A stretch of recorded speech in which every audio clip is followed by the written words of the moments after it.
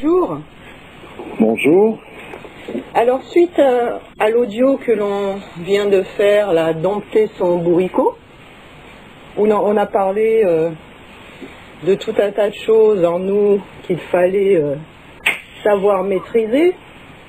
En l'occurrence, ce bourricot, ça peut être aussi l'ego, hein. Ah oui, Hein? oui. On peut le comparer à l'ego, hein. Oui, ben, bien sûr. C'est toutes nos tendances qui sont liées à notre individualité. Oui, le bourricot, lui, c'est en fait, la comparaison avec un bourricot, c'est qu'à un moment donné, un bourricot, lui, il a besoin de nourriture, il a besoin de ci, il faut ça, puis il s'impose, c'est normal pour un bourricot. Alors le nôtre de bourricot, il s'impose tellement que si on le laisse faire, il prend toute la place. Ouais, d'accord. C'est un peu aussi la même image que ce chien dont on doit être le maître et qui doit être à notre pied.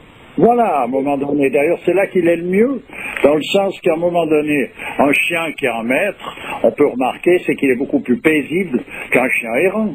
Tout à fait. Bon. Voilà. Alors, comme on a parlé de totem dans cet audio-là, j'ai retrouvé 3 anciens audios que j'ai mis donc dans les anciens constats. Et j'étais quand même surprise de la mauvaise qualité du son. Alors finalement, on a fait des progrès au niveau son. Hein. Ah ben alors. Je crois que je vais devenir ingénieur du son. Ah ben peut-être qu'il en faudra encore un peu quand même. Voilà, donc, alors en écoutant ces audios là sur des animaux, eh bien écoute, j'ai noté une phrase qui était super importante et qui à l'époque ne m'avait pas tilté. Tu as dit à un moment que la disparition des espèces d'animaux, c'était la disparition des attributs divins. Eh oui, c'est ça en fait. Oui, tout à fait. Bon, en présent, au lieu de disparition, on pourrait dire plutôt réabsorption, dans le sens que c'est des choses qui se retirent de la Terre. Voilà, ça se retire du monde pour se réabsorber dans le principe. Ça ne disparaît pas dans le sens d'une disparition totale, voilà. Oui, ça part pas dans le néant. Non, c'est réabsorbé dans son principe, mais ça ne se manifeste plus. Ce qui veut dire qu'il n'y a plus la vision pour l'homme de ces choses-là. Tu sais quelle notion j'ai du néant? Non. Tu sais, quand sur ton ordinateur, tu supprimes quelque chose, ça va dans la corbeille. Donc c'est encore quelque part. Mais quand tu supprimes la corbeille, ça va où? Eh ben pour moi, ça va dans le néant. Ouais.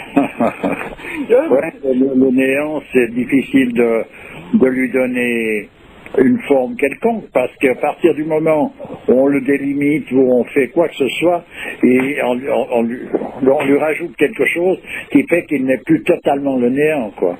Tu veux dire que ça fait partie des choses qui ne sont pas descriptibles? Non, il y a un moment donné, c'est une absence totale. Alors, bon, voilà. Ouais.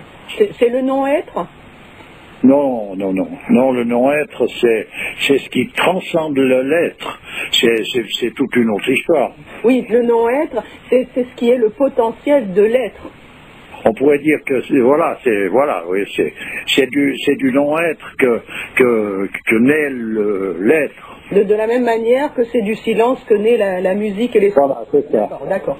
Bon, alors donc cette disparition des espèces d'animaux, les espèces étant chaque animal est étant représentatif d'un attribut divin, il est évident que quand cet animal disparaît, cet attribut divin retourne, on pourrait dire à la source. Oui. D'accord. Il est réabsorbé. D'accord.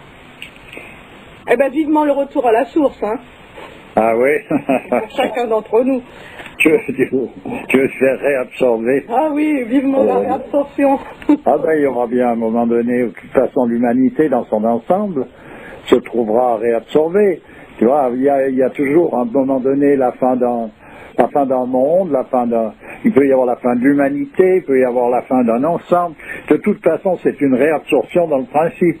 D'accord. Bon, ça c'était autant de petites parenthèses. Maintenant, on va commencer sur, dans la continuité on parlait de caractère, etc. J'aimerais te demander une chose, parce que souvent tu m'as dit que les défauts que l'on voit chez l'autre sont des défauts qui sont en nous. Sinon, on ne les verrait pas. Oui, à présent, il faut considérer ça d'une certaine manière pour ne pas rentrer dans La psychologie moderne. C'est qu'on a inévitablement en nous, il faut qu'il y ait une résonance de quelque chose pour qu'on puisse, pour qu'on puisse comprendre, il faut qu'il y ait une résonance. Voilà. Pour bien saisir une chose, il y a une résonance en nous. Et c'est ça qui fait que donc, on a en nous cette résonance. Donc c'est dans cette résonance-là, c'est en nous qu'on peut chercher de quoi il s'agit, et non pas en regardant quelqu'un et considérer ses défauts et les juger par rapport à quelque chose qui est un critère moraliste, tu comprends? Voilà. Tu veux dire que les défauts de l'autre sont des gourous pour nous? Ah ben oui, en tout cas, ils nous apprennent beaucoup de choses, parce que ça ne nous apprend pas beaucoup de choses sur un personnage en question, mais sur ce que représente telle ou telle carence, et cette résonance que l'on a en nous, elle nous permet de trouver donc la valeur de ces choses-là, et puis de savoir que ça fait partie de nous, tout ça. Donc en fait, c'est comme le reflet de ce qu'on porte en nous. Oui. D'accord. Oui. D'accord. Et c'est pour cela que, en fait, quand on dit de quelqu'un qu'il est, c'est un imbécile heureux, hein, entre guillemets, en fait, c'est quelqu'un qui voit rien. Et en fait, s'il voit rien, c'est qu'il a aucune de ces torsions à l'intérieur de lui. Finalement, il est plus proche de la sainteté que n'importe qui d'autre. Oui, ben tu vois, l'innocence, par exemple, d'un enfant. Bon, à présent, les enfants, ils sont dessalés, on dirait des vieux retraités quand ils ont 15 ans, mais bon. Disons, normalement, un enfant, il y a un passage où il y a des choses où il les envisage pas. Il les envisage pas. Tu peux dire certaines choses. Lui, sa vision, soit il la pas, soit il regarde, mais il n'est pas il rentre pas il peut pas rentrer dans l'histoire. Ben, c'est simplement, c'est pas parce qu'il a une intelligence pas assez développée, c'est qu'il a une innocence, il est encore dans une primordialité qui fait que il n'est pas happé par toutes ces choses, voilà. Donc finalement, la découverte du bien et du mal au moment de la chute, finalement, ça n'a pas été un bien pour l'humanité, ou alors fallait-il que l'homme passe par là pour pouvoir revenir au principe? Oh ben écoute, les raisons fondamentales qui font que les choses ont été comme ça et pas autrement, Dieu seul les connaît. Si on veut, on peut tourner autour, on peut graviter, mais de toute façon, voilà comment les choses se sont produites. Par contre, je dis, pour en venir à ces histoires de caractère, c'est d'ailleurs fragmentaire, hein, parce que un caractère, ça comporte une multitude de choses. Mais enfin, ces choses, on a parlé de la susceptibilité à un moment donné. Oui. Donc, où je dis que l'ennui de la susceptibilité, quelqu'un qui est atteint de ça, la gravité de l'histoire, c'est que il ne peut pas sortir de ça. Tu vois, c'est une vision constante de tout qui se retrouve happés par cette susceptibilité. Ce qui fait qu'à un moment donné, c'est des gens qui vivent seuls, pas parce qu'ils ont envie d'être seuls, c'est parce qu'ils ne peuvent plus supporter, ça va pas. Ils sont d'un côté, ils ne veulent pas être seuls, mais d'un autre côté, ils ne peuvent pas supporter la compagnie. Et puis c'est très difficile de vivre avec des gens susceptibles, parce que ça fausse tous les rapports, parce qu'on est constamment en train de ménager la chèvre et le chou, quoi. Voilà, alors ménager la susceptibilité de quelqu'un, c'est normal.